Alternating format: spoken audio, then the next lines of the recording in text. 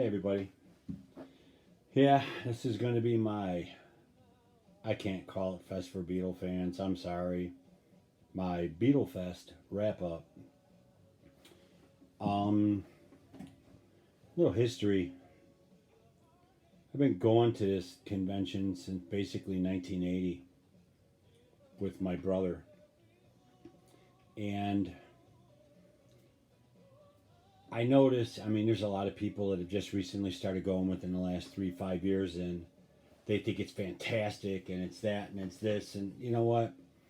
It's a great time because you're surrounded by people that are interested in the same thing you are. But back in the day, when this whole madness of this room, took off, the only reason my brother and I ever went was to buy Beatles stuff. We didn't care about the rest of the stuff that was going on, honestly. Didn't care about guests, didn't care about any of that stuff. All we cared about was the flea market, the marketplace, which took half a day to get through. There were so many dealers and everything there. It's changed a lot since then. A lot of dealers are gone. The internet's taken their place. It's a shame. It's a fact of its reality. But I want to say maybe 9 years ago, 2010 or so, we had noticed a decline and we changed our outlook on why we were going. We didn't expect to go and buy anything. We were going for everything else. That being said, I had the opportunity before this one, which was the weekend of the 7th or 9th through 11th, 9th, 10th, and 11th, to go through my old programs that they give you there. And I kept all of them. I have every one for every fest I've been to. And going through them, I realized how many people that guest-wise that were there that are no longer with us, that I missed, that have never came back. So we kind of changed our focus a little bit. We tailgate, we grill. We make it a Friday, Saturday event. In the last few years, I've met some fabulous people, and I had the pleasure on Friday night to talk to Mark P., who, by the way, has a channel. If you don't subscribe to it, go check it out. I got to talk to him and his wife a little bit on Friday night, which was great. And from seeing him in the videos all the time. But I didn't really do much on Friday. Hung around, bought a couple of things, visited with the dealers that have been there since I've been going, which is only a couple. Stuff like that. So we just, had a few frosty cold beverages, so forth and so on. Saturday came along, we had a game plan, we had a schedule. It didn't go according to plan, but what are you going to do? We made the auction, which I think twice in all the years I've been going, I bought something there. Did a lot of tailgating. Talked to a lot of people, But all in all, I think it was a pretty good fest. I'm not going to knock it. I know it's not like it used to be, but there's a lot of people there that don't remember what it was because they weren't there then. So that being said, there's a movement going on that Joe, me and Mr. Mayo, started trying to get as much of us as possible out to the New Jersey Fest next March 2020. Joe, if you're watching this, I just want to let you know, I've already looked into it. We'll see how it goes. It looks like as of right now, I might be able to make it. Hopefully, Brad, you, Marv, all you guys can make it again. That being said, I did get a few things at the fest. One thing I never expected to get, because I don't see it come up for sale very often. But first things first, we went and we listened to Alan White a little bit, who was there. Who, if you don't know, was the drummer of Yes. He played on Plastic Ono Band. I think he played on All Things Must Pass, Instant Karma. But I brought my German copy of Life, Peace in Toronto and had him sign it. This will end up in a frame in the media room. This is one of my albums that survived the flood. Albeit, it's not, the jacket's not in great shape, but I still kept it. The other thing I did is I went and I got Steve Holly from Wings, his autograph. I already have it. In fact, last year I got it. He was the last signature I needed on a Back to the Egg album that I have. I needed his and Lawrence's. I already had Denny, Linda, and Paul's. So I got those two last year. In fact, I missed Steve's signing time. I caught him coming out of the bathroom and he was kind enough to sign it. But I took my Wings Japan tour book, had Steve sign it. I had Denny sign it years ago. And I know you can't see it, but Lawrence signed it in pen down here quite a while ago, like one of the first times he was here. But I figured, hey, let's get in the spirit of things. You know, didn't really need it, but what the hell. I picked up some vinyl. Been looking at this for a long time, just never bought it. Nothing really going on, so I picked up the Carl Perkins and Friends. I don't remember if this was a record store day or just a release from 2015. It's 2 10-inches from the, what was it, 1986 Carl Perkins and Friends show on HBO or something like that. But if I'm not mistaken, this is the first time it was released on vinyl. So I was happy to pick that up. I picked up one of 3 John Lennon 12 inches that I do not have. And I had a chance to get one of the other 2. And I forgot about it and didn't go at the end of the day. But I finally picked up the copy of Stand By Me from the motion picture Imagine. Which, it's just a collecting thing, you know what I'm saying? There's nothing special about it. It's just a promotional piece. Plays at 33 1/3. Same song on both sides. But I'm that close to getting all of them. And it happened to show up. And I got it for a halfway decent price. I'm not complaining. From one of the dealers there. I think he's out of Pennsylvania. The name of his place is Very English and Rolling Stone. But he's always been fair with me. Had a long conversation with him about all the stuff I bought from him back in the day when nobody was buying vinyl. I got Chaos and Creation in the Backyard, Paul is Live, Memory Almost Full, Time Takes Time. He had all of those at the fest when on the original format when they came out. And every year, my brother and I would buy it. Little did we know, many, many years later, what would happen, you know, to the price of those records. This was kind of a, I'm not going to call it an upgrade. I'm going to call it a preference. But I picked up the Beatles Ticket to Ride picture sleeve. I have this, honestly, and there's only thing wrong with it was there's like a green thumbprint right here. Other than that, it's fine. My preference. But it came with the record, which I really don't need, but I'll leave it with it. You know, everyday struggles trying to find stuff, but what are you going to do? I picked up the Amoeba Gig CD because it was there and I didn't have it, and it is different than the other ones, which I think I showed the colored vinyl in one of my previous videos. This was a replacement for one of my albums that got ruined, and this album on eBay is just insanely priced in my opinion.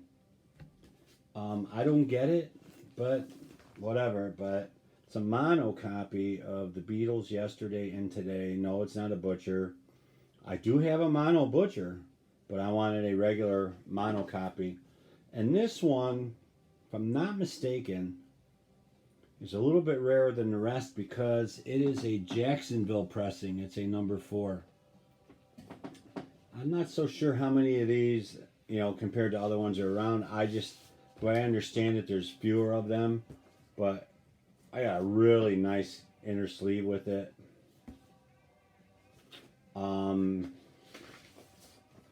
The vinyl's in fantastic shape. Still has, a lot of the gloss to it. I don't even see a flipping spindle mark on it.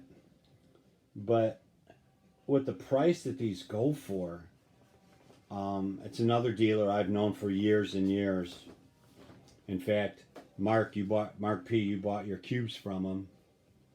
But I found this in the bin, in his records. And believe it or not, he sold it to me for $35. And I'm sorry, you can't beat that. $35. All over eBay, everybody wants 50, 60, 80, 100. Nah, not this guy. That ain't happening. Now that what I picked up, I needed a replacement copy. And look how clean this one is. This is an original Yellow Submarine from '68. Take that out of there. I got this from Tom from Very English and Rolling Stone also.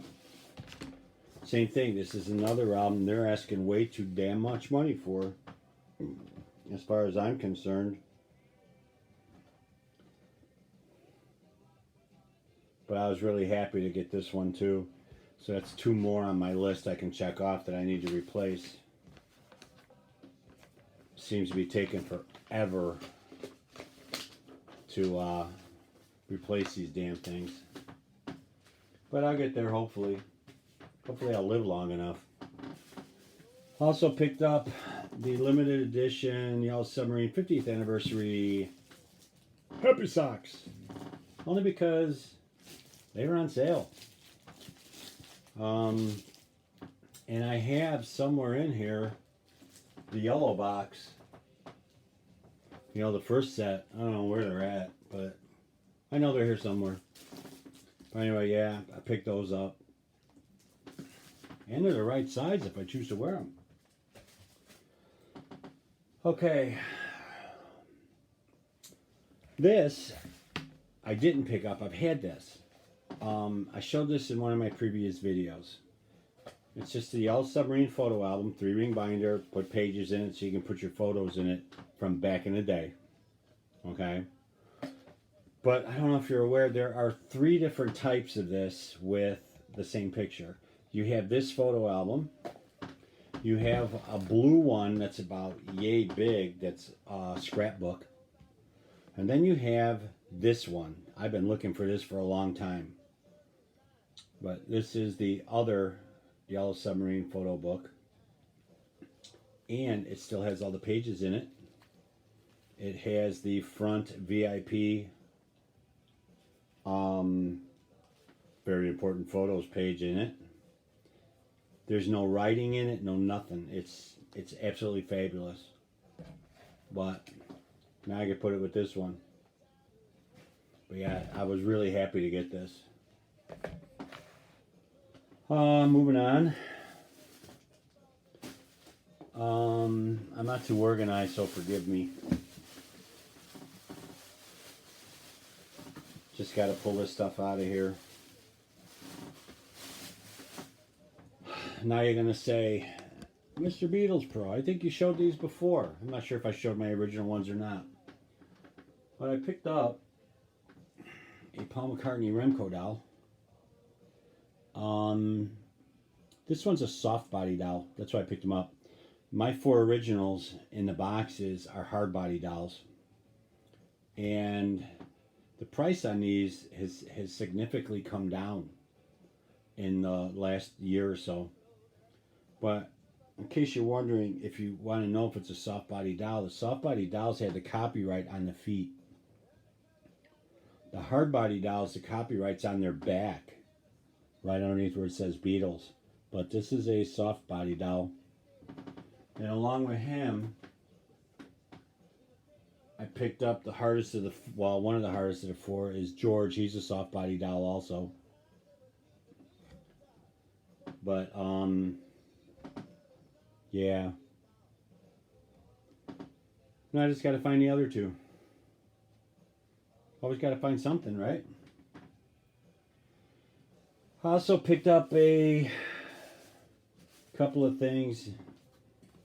I picked up my I needed help. Did you get your movie ticket badge? I also picked up the I got my Beatles movie ticket. Have you from A Hard Day's Night? I get a lot of people asking me, how do you know these are legit? To tell you the truth, the only thing I can tell you is buy them from a dealer you know. I know these are because of who I bought them from. Jeff runs the museum at beatlefest, and in fact I think he's a seller in New Jersey this past year.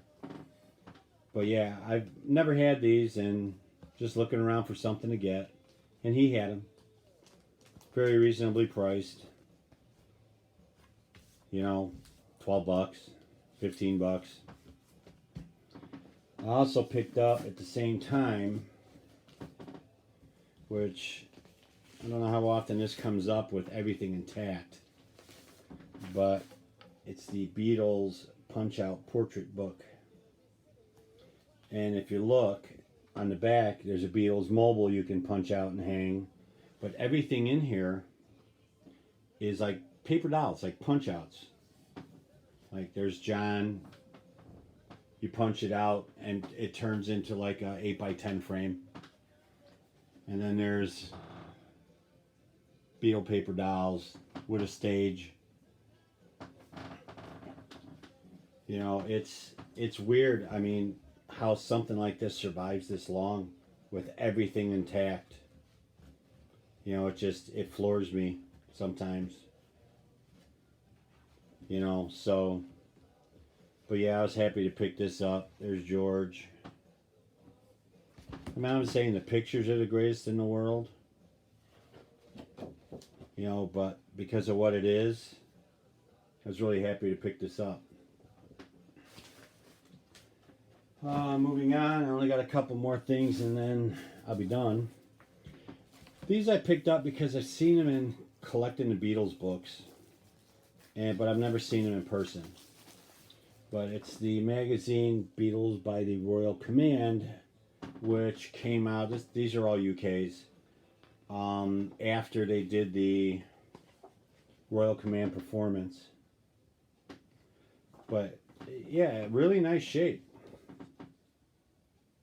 You know, I've kind of backed off from buying magazines and stuff because I have so many of them. But there's the center. But I seen these and I was like, you know what? I've seen these so many times in books, I'm going to buy it. The other one I picked up is another one I see. It's just a little leaflet book called Up the Beatles Family Tree. And what this is, believe it or not, it's a family tree book. This book came out in 67, I think. But it has like John's family tree. Paul's. Of course, George and Ringo's. But I have seen this listed in various Collecting the Beatles books through the years. There's Ringo's. It even gives you a space to put your own.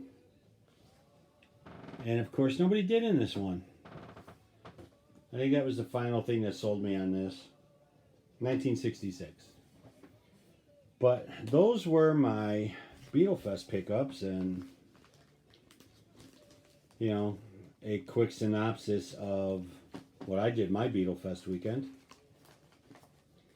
I thank you guys for watching. Sorry this video took a little bit longer than I anticipated. Hope you stuck around for the whole thing. So that being said, until next time, take care.